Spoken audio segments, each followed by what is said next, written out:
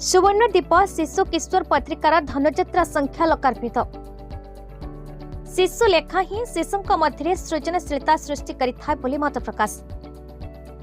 वरकड़ Rana Pratap school रे शुक्रवार जोगोपयोगी शिशु साहित्य पत्रिका सुवर्णदीपर धनुजात्रा विशेषांक लोकार्पित हो जाइछे।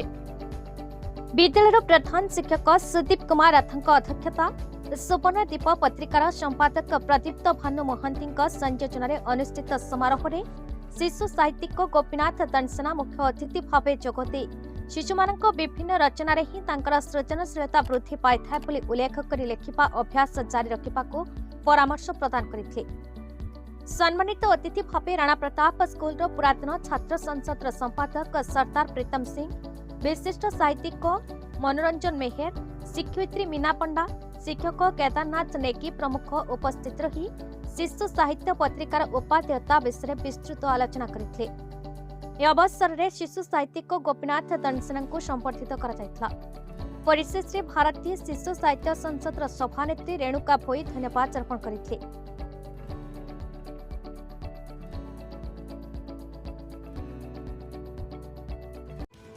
वरकड़ जिलार टिकलाल त्रिपाठी रिपोर्ट, भारत न्यूज।